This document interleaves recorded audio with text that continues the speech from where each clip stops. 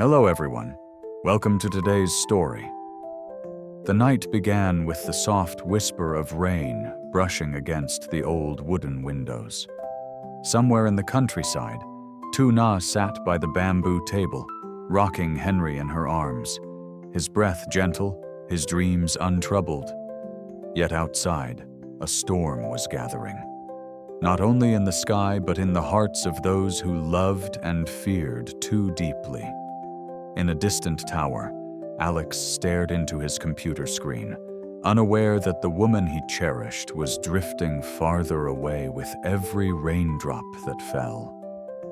And somewhere between them, an unseen hand moved, quiet, patient, and cruel. The wind carried a whisper, a warning, or perhaps a promise. The night had only just begun. Don't forget to like and subscribe. The truth is just beginning to unfold. The rain thickened like a curtain of glass.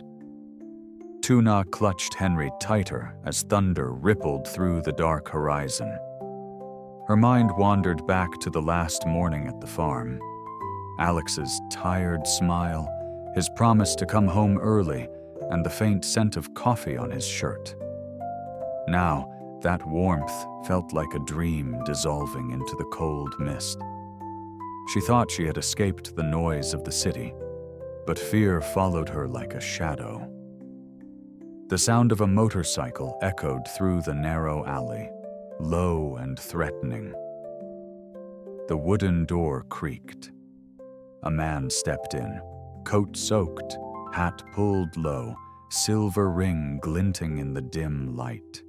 "Hello, beautiful," he said softly. "Your son is handsome. I just came to talk."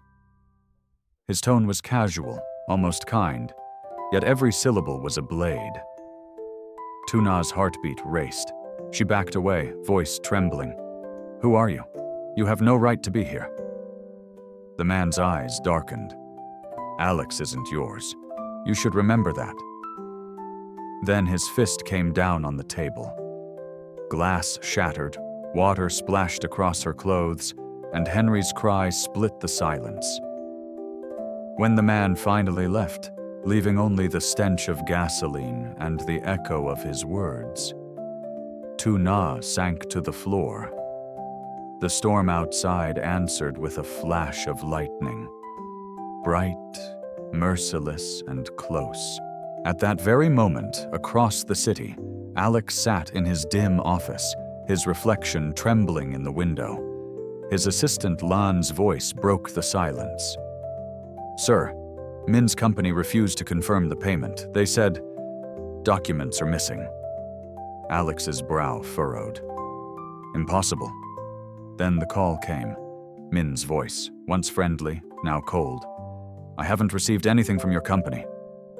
Click. The line went dead. A strange heaviness filled the room. The ticking clock grew unbearably loud. Lan spoke again, quietly.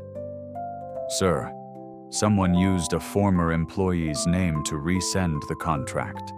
It was altered." Alex froze. Betrayal, confusion, and fear collided in his chest. And then, Lytuna's face appeared in his mind. The way she smiled that morning, Henry's laughter echoing behind her. He reached for his phone, fingers trembling. The line rang, once, twice, 3 times. Then only silence. Outside, thunder cracked across the sky. The world, it seemed, was closing in from every side. The city lights flickered through the storm, reflected in Alex's eyes like shards of broken glass. He stood by the window of his office, drenched in the pale glow of lightning. The silence was unbearable, the kind that presses against your ribs until you forget to breathe. He redialed Lytuna's number, again and again. "The number you dialed is temporarily unavailable." Each repetition felt like a knife turned deeper. "Nah, please, pick up," he whispered, voice cracking under the weight of panic. He threw on his coat, ignoring Lan's calls as he left. The rain greeted him like an old enemy, cold, sharp, relentless. Tires hissed against the flooded streets as he drove through the night, each passing light a heartbeat, each drop of rain a whisper of her name. If someone hurts you while I'm here, what then? Her laugh had once been his shelter. Now it was an echo chasing him through the storm. Far from the city, Lytuna trudged along a muddy path, Henry asleep against her shoulder. The rain seeped through her old coat, but she pressed on. Fear had not left her. It simply changed shape, settling into the quiet resolve of a mother who had no choice but to keep moving. Ahead, a faint yellow light blinked through the darkness, the home of Mrs. Tang, an elderly woman known for her kindness. "Grandma Tang, it's me, Lytuna." The door opened to warmth and wood smoke. The old woman's wrinkled hands reached for hers. "Oh dear, why are you walking in the rain with the boy? Come in, quick, you're freezing."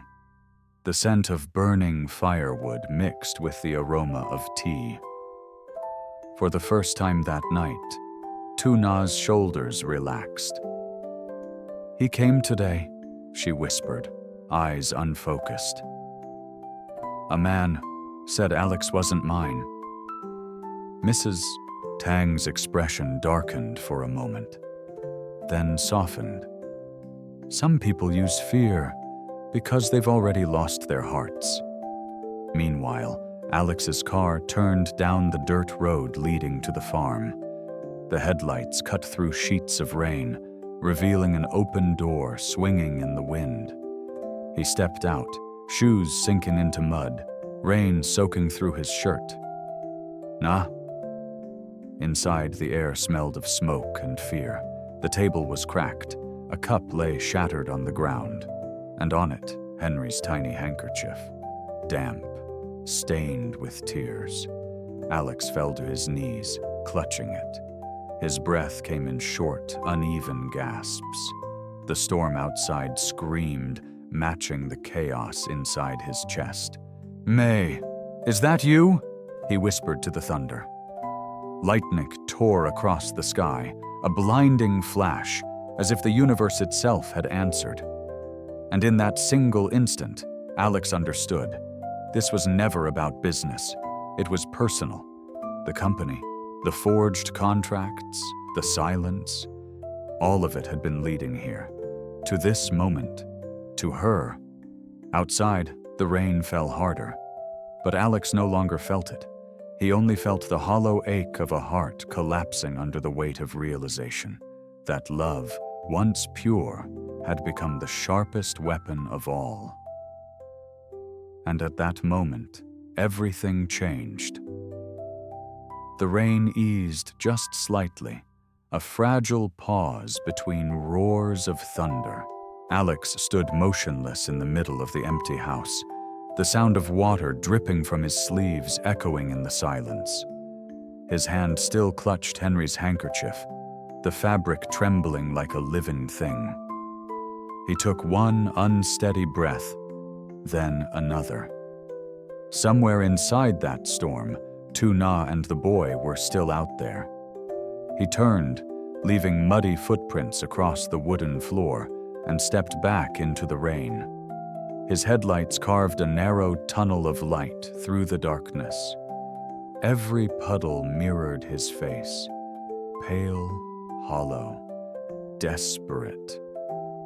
The phone on the seat beside him blinked with one last message unsent.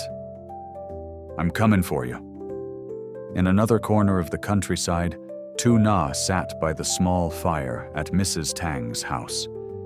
The smell of burning wood wrapped around her like an old blanket.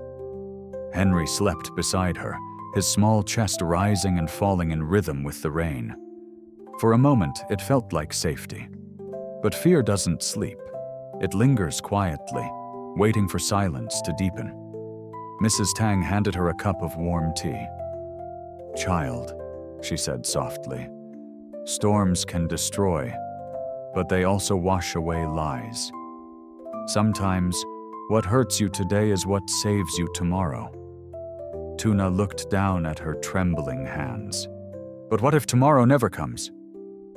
The old woman smiled, slow, serene. Then you must become tomorrow yourself. Outside, lightning struck again, illuminating the road where a single car approached. Alex's silhouette appeared against the storm, his steps unsteady, his breath shallow. The moment she saw him through the rain-blurred window, her heart stopped. She had imagined this reunion countless times, but not like this, not soaked in fear. He burst through the door, eyes wild. "Nah! Are you okay?" She froze. Her lips trembled. "How did you find me?" He didn't answer. Instead, he took a step forward, water dripping from his hair. "I thought I'd lost you." His voice broke halfway. "Everything's falling apart. The company, the contracts, even the people I trusted. But none of that matters now.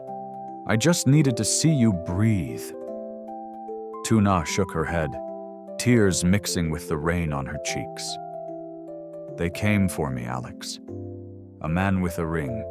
He said you don't belong to me." Alex's jaw tightened. "May." The name left his mouth like poison. "She's behind this.